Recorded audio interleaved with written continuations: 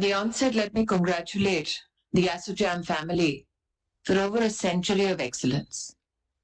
Today you come together to pay tribute to the potential of India, to the potential of every Indian citizen. As has been annotated in the presentation, your topic of this morning is the future lies in the past and how we can leverage India's embedded knowledge to pivot the country's growth story. And while we see a galaxy of speakers today who truly reflect the potential of our country, what I would like to particularly begin with is a statement made by Priya Agarwal, that when we come together, we seek to build a nation of equal opportunities. And while we reflect on the past and prepare for the future, taking forward what Priya said, what is the future in store for us? While we build the future, we need to make a determined effort to ensure that the shackles of the past don't chain us in the present and hinder our prospects for the future. What are those shackles which today many illuminaries on your panels have reflected on? I begin with Mr. Hiranandani, who spoke about a need for policy reforms, a need that has been imbibed in the governance processes of the Honorable Prime Minister Shri Narendra Modi. At the very onset of policy discussions, when we speak about industrial capacity and growth, we speak about the knowledge potential of India. And as Priya had said, can we conform the structures of knowledge only to those who have received formal education? Or do we celebrate the inherent Indian potential to become entrepreneurs, the inherent Indian inclination to conform to legacies of crafts and arts, the inherent Indian potential to learn while they work? Do we also give space to such opportunities in industries as we grow? I am today extremely buoyant that these visions are amalgamated in the new education policy, a policy that came into being after 3 decades, a policy that recognizes that we need to create knowledge systems that give equal importance to our regional languages, that give equal opportunity for vocational training for our citizens, and that also recognize that the future lies in a partnership with technology and hence create early experiences with emerging technologies for our students. When the COVID-19 pandemic hit the Indian shores, not many across the globe were confident of the Indian response. And today, as Minister of Textiles, I can say that one of the greatest examples of Indian resilience was given by the Indian textiles industry in the manufacturing of the PPE suit. We all were witness to millions of deaths across the country and infection spread amongst frontline workers. And one of the consistent demands from frontline workers and the medical community across the world was for provision of PPE suits. There was a concern in the Indian diaspora as to, given the size of our population, can we protect our frontline workers and our medical community as the virus spread? And it is at such times that the Indian textile industry rose to a challenge which honestly the industry was not prepared for. The making of PPE suits was not an effort of the textile industry alone. We saw a relentless effort from across ministries of Government of India and across cross-segment of industry in support of the Indian textile industry. And why I refer to Priya Agarwal today? I fondly recall one of the SMEs who were producers of apparel manufacturers.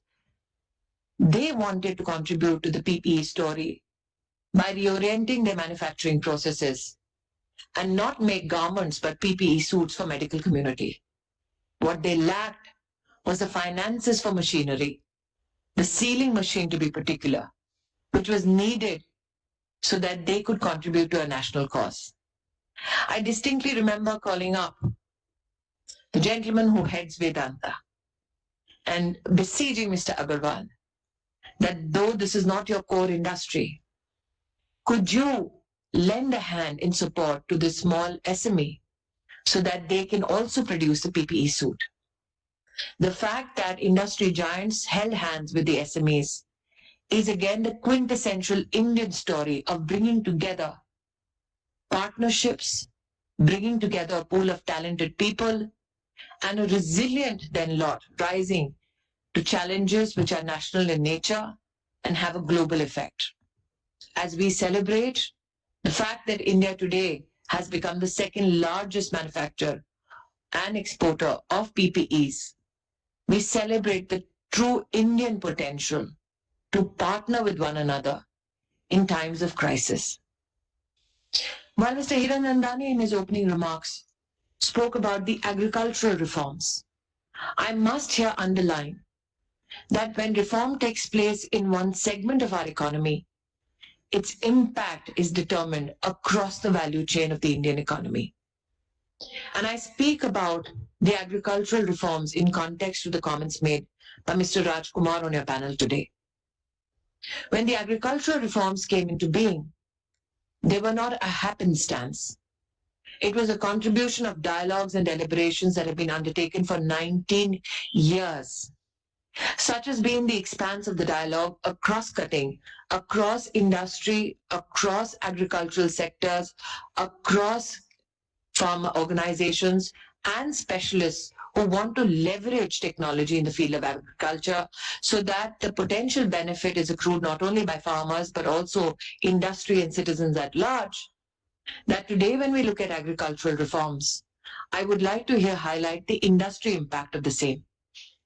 We all know that the government of India in a determined effort has ensured that MSP operations undergo with the help of technology, and those who participate in the MSP operation receive direct benefit transfer of their funds into their bank accounts. I hereby highlight the fact that in the year 2013-14, in the cotton segment, MSP operations were only worth 90 crores. Last year, MSP operations in the cotton segment alone reached a value in total of 28,500 crores. This season, I am proud to announce that in the cotton segment, MSP operations worth 14,659 crores have already been undertaken, and 9,63,000 farmers in our country who are cotton producers have directly received into their bank accounts the amount of 11,799 crores. This is done in only 2 months, which means that when we look at policy reforms, when we look at the vision, as has been professed by many on this distinguished panel today, the idea called Atmanirbhar Bharat cannot come to a fruition when we work in silos. So while on one hand, the government of India undertakes agricultural reforms, on the other hand, we leverage technology to provide farm support and undertake operation. What is the industry impact of engaging with farmers and industry on issues such as cotton? As Rajkumar ji on your panel here said, that today many of our industry, especially the SME segment, is reorienting themselves from the vision of exporting the Indian wear. Today, if you look at the extra long staple cotton, we currently produce only 4 lakh bales. Looking at the agricultural reform, if industry conjoins its effort with the farming community, and we bring up the potential growth of production of ELS cotton from 4 lakh bales to 50 lakh bales, then the impact on the Indian cotton textile industry will be such that we will increase our businesses from the current $18 billion to $80 billion. That is a potential that needs to be leveraged and explored. And I'm hopeful that the industry leaders, along with the farming community, can leverage that new horizon for Indian cotton and Indian cotton-based textiles. As has been enunciated by a few speakers on your panel this morning, the PLI scheme gives much cause for celebration. A dedicated 10,000 crores so that man-made fiber-based textiles and especially technical textiles can have potential support, not only from the government of India, but also investors internationally who see a huge potential for the expansion of this segment of the Indian textile industry. We in the Ministry of Textiles, under the guidance of the Honorable Prime Minister, are currently not only bringing to form a structure under which the PLI scheme for technical textiles and MMF will roll out, but as has been assuaged and as has been expressed by leaders such as Mr. Hiranandani and Dipali Goenka, we are currently on the anvil of also bringing to the fore the new Indian textile policy. Ladies and gentlemen, need I remind you that the last time India had a textile policy was 2 decades ago. But while we speak of policies, what is the comprehensive plan of the government, or for that matter, the relentlessness with which the government implements these policies? I remember when the Honorable Prime Minister took to office in the year 2014, there was a clarion call that he gave for digital India.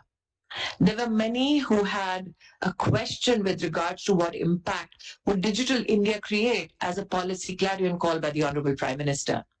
And today, in COVID times, I am sure every Indian would agree. If not for that preparation, India would have faced immense challenge in implementing services, in implementing transactions between businesses, and in ensuring that our economy still continues to survive the onslaught by the global pandemic. Lastly, what is the quintessential knowledge system that is embedded in our past? As Priya said this morning, that we thrive on the basis of traditional knowledge systems, but we also want to look at equal opportunities, and especially with regards to women. It is often said and celebrated about the Indian textile industry that 70% of our workforce is constituted by women. And today I have 2 female leaders from industry, one particularly from the field of textiles, which gladdens my heart. But what about providing opportunities to the average Indian women? And that is where the government's policy, and I was looking on those policy measures, which provide not only for equal opportunities to compete in the job market, but also equal opportunity to survive. Because the struggle of Indian women begins right at birth. It is a struggle which is brought on by gender. It is a struggle which is brought on by opportunities in education. And then, as Priya has said, it's a struggle when it also comes at equal opportunity to compete in the job market. And when I look at those opportunities, I'm buoyant about the fact that for the first time in the National Education Policy, we find the inclusion of the Gender Inclusion Fund, where predominantly the Government of India will partner with states across the country to ensure that the gender challenge in education is addressed. Additionally, why do women strive to get a take-home pay? They strive so that they can support their families in terms of medical crisis. And it is such crises that break the back of an average, or for that matter, a poor Indian family. And need I remind this August panel that it is this government under the leadership of the Honorable Prime Minister that had a historic advent of medical support under the Ayushman Bharat scheme. Never before in the history of our country were 10 crore families given a 5 lakh medical benefit for the entire family every year. The impact of this on women has been such that over 70 lakh women have got themselves tested, and mind you, these are women from poor families. They've got themselves screened for breast cancer. Over 50 lakh women in the poor rural segments of our economy have got themselves tested for cervical cancer. These are issues which women never discussed in open forums. But the fact that they are leveraging the government scheme to provide themselves the medical protection speaks volumes about the policy initiative and reforms undertaken by the Government of India. Many women, and especially girls in our country, were compelled to leave school for the lack of toilets and for collection of wood so that they could supplement fuel in their kitchens. Today, we can proudly say that over 8 crore women in India have received clean cooking fuel under the government's program of Ujjwala Yojana. For many men on this panel, or possibly women, it might be a tad bit difficult to correlate the impact of clean cooking fuel, or for that matter, the construction of a toilet for a poor Indian woman. But imagine the struggles of waiting the entire day for the sun to set so that you can relieve yourself. So the government of India, in terms of its approach when it looks at reforms in the agriculture sector, in the approach of bringing reform in the labor segment, in the approach of the national education policy, or for that matter, the anvil of the textile policy, which is to be proffered for consultation with the industry, I must here highlight that we have looked at not only the economic impact of policy, but also the humanitarian approach so that we can create a nation of equal opportunities. Lastly, I heard a leader from the chemical industry speak of the need for sustainability. We must take refuge in the fact that international studies have shown that there will be, by 2030, a $12 trillion economy a year market for the sustainable market or the sustainable economic agenda. And I'm hopeful that a country which speaks of Vasudhaiva Kutumbakam, which speaks of welfare not only of human beings, but also the animal community, which speaks of the global family as one, and which speaks of preserving our natural elements, can find industrial opportunities in the segment of sustainability as well. I'm grateful that I've been given an opportunity to engage with industry leaders on an expansive issues today. But like I said in the beginning of my comments, we create a future while ensuring that the shackles of the past do not bind our opportunities in silos. India is stepping up to a new future.